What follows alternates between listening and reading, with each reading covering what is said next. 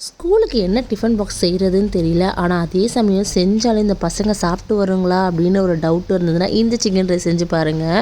சிக்கனை நல்லா வாஷ் பண்ணிவிட்டு மஞ்சத்தூள் போட்டு கொஞ்சமாக மிளகாய்த்தூள், காஷ்மீரி மிளகாய்த்தூள், மல்லித்தூள், கொஞ்சமாக செட்டிநாடு மசாலா, கரம் மசாலா, உப்பு, தயிர் நல்லா மிக்ஸ் பண்ணிவிட்டு கொஞ்சமாக புதினா போட்டுட்டு ஒரு 1/2 hour ஊற வச்சுருங்க. இதே குக்கரில் சைடில் சிக்கன் ஊறிட்டுருக்க டைமில் நம்ம குக்கரில் கொஞ்சமாக எண்ணெய், நெய் விட்டு வெங்காயம் நல்லா வதங்கட்டும். எண்ணெய் காஞ்சோன்னே, நெய் காஞ்சோன்னே வெங்காயம் நல்லா வதக்கணும். வெங்காயம் நல்லா வதங்கணும்னா புதினா, கொத்தமல்லி, பச்சை மிளகா இது நல்லா வதக்கிக்கோங்க. நான் இன்றைக்கி நார்மல் பொன்னி அரிசி தான் எடுத்திருக்கேன். ஒரு 1/2 hour ஊற வச்சுக்கோங்க.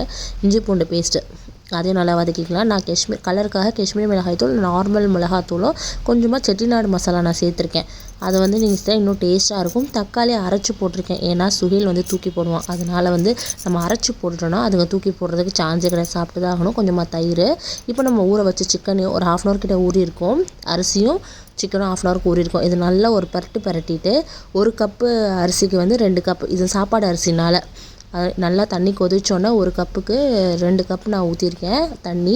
இப்போ நல்லா ஒரு 4 விசில் ஹை ஃப்ளேமில் விட்டால் நம்ம சூப்பரான சிக்கன் ரைஸ் ரெடி ஆகிடும். கண்டிப்பாக குழந்தைங்களுக்கு ட்ரை பண்ணி பாருங்கள். டிஃபன் பாக்ஸ் காலியாக வரும். இது கூட பச்சடி இல்லைனா சிக்கன் 65 கண்டிப்பாக வச்சுருங்க. பாய்.